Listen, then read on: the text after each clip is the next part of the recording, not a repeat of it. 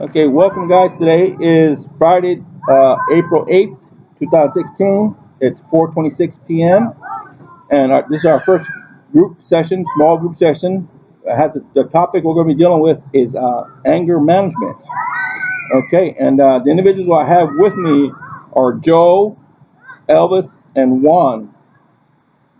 Okay, and we are working on college level adults who are working on their issues of anger management.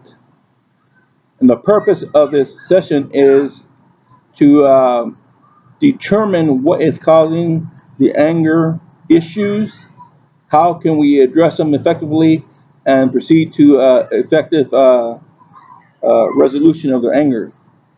And under the American School Counseling Association national standards, it would fit under AC1 and AC14.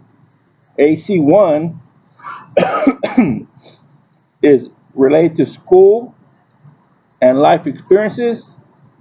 AC14 has to do with lifelong learning essentials to seeking and maintaining lifelong goals.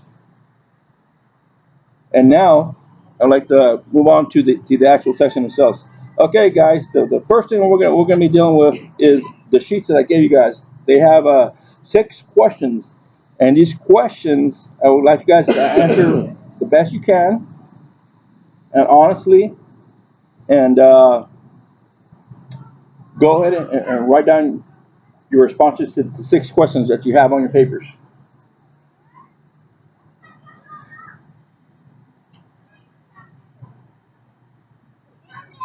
And as they're writing down their questions, the response to the questions, I would like to add that the use of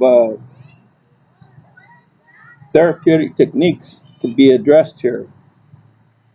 Therapeutic techniques could be the ability for a person to come to realization of their issue,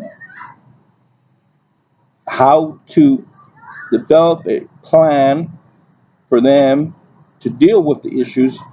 And in this situation, we have anger management. And some terminologies I would like to address would be like cognitive behavior therapy, where people learn different therapy techniques, skills to deal with issues. And also explain behavior through conditioning. And as we're finishing up the questions, I will explain those 3 therapeutic procedures or ideas. Okay. Now, okay, as we're answering these questions, we will be considering the assessment or the format of the questions itself. So, Joe, the first question that you answered is what makes you angry? What makes me angry? Um, I think what makes me angry is mainly, I guess, people. Okay, Uh, I hear what you're saying. um, I guess just people that don't follow rules.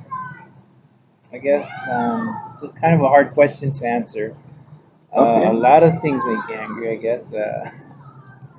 Um, Well, if you were to say one thing that makes you angry, what would make you angry?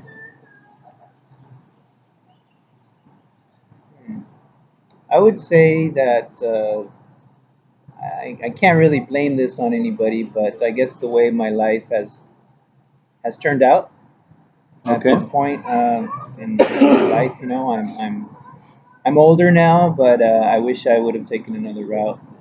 So that makes me a little angry that I didn't I didn't follow the path that most people follow.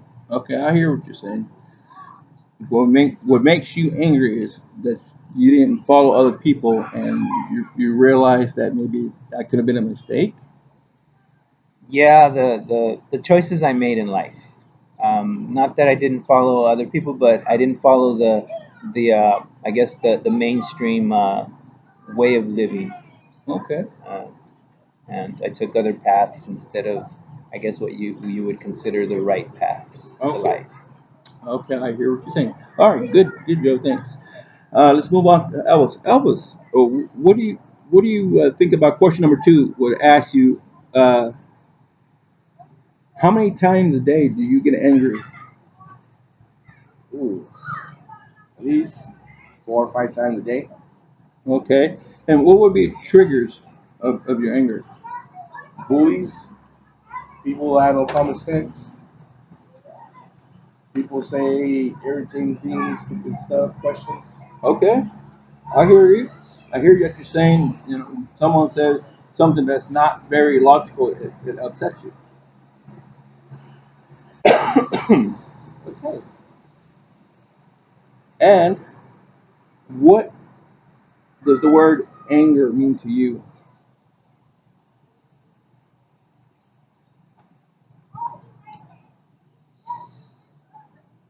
Something just not good. Okay, Just not good. mean. Okay, I hear. Well, let's move forward with that question. Okay, when we say mean, are you meaning like it doesn't make sense to you, or just upset you to the point where you're angry? Upsets. Okay, okay, I that's clear. I understand what you're saying. All right, Juan.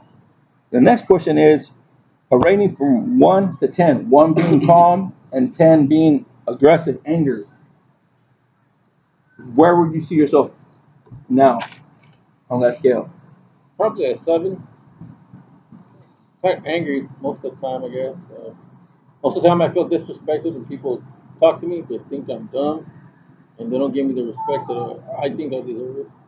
Just as a fellow human being. Okay, I hear you saying that sometimes you think people think you're dumb. What do you mean by that? Can you give me an example? Well, when they ask me a question, they kind of giggle just so their friends can hear a response that they already know the response to the question. But when I answer it, it probably doesn't come out the way it should, and makes me look not so smart to them. So when they start giggling, that makes me upset. I think I'm being disrespected. Okay, I understand where you're coming from. Now, if if you were to take your anger and turn it into a positive form, how would you do that? Could you make it into something where you don't get upset, or something to make you calm? I guess the way I would do it is instead of getting angry with people, I tell myself, you know what? Maybe they're trying to push you to make yourself think better. Make you think of your responses instead of making you feel like you're dumb. But maybe step it up and review more of these questions and get better answers. Okay. Excuse me, I'm a little sick here, guys. I apologize. Okay, I want to go over some terminology with you guys. I want you guys to listen carefully, and then we'll do a little quick word association. What I'm talking about? Cognitive behavior therapy.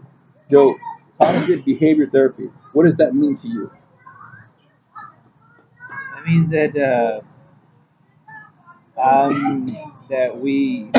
therapy given is is cognitive, which means that we are that the person getting the therapy is aware that they're getting the therapy. That's what it That's means to good. me. Okay, I hear you saying they understand and they're aware of the therapy they're Yeah. receiving. Good. Okay, Elvis, if I was to say to you cognitive therapy, what would that mean to you? To be honest, I don't know. That's okay. You don't have to know. Let me explain what cognitive therapy is. Cognitive therapy is when you go to a counselor, a like psychologist or a school counselor or a school psychologists, and what they do is try to get you to understand what your problem is, how they can help you with your problem, and how other people, other resources like community resources, public resources, or even family members can help you in understanding what's going on with you. Okay. One, the Bible says the consequences affect current behavior. What that means is your behavior when you're angry. What happens? What consequences? Do you see yourself getting in trouble when you get angry, or do you try to stray away from getting in trouble when you're angry? I probably get myself into trouble a lot more than being positive because of my anger.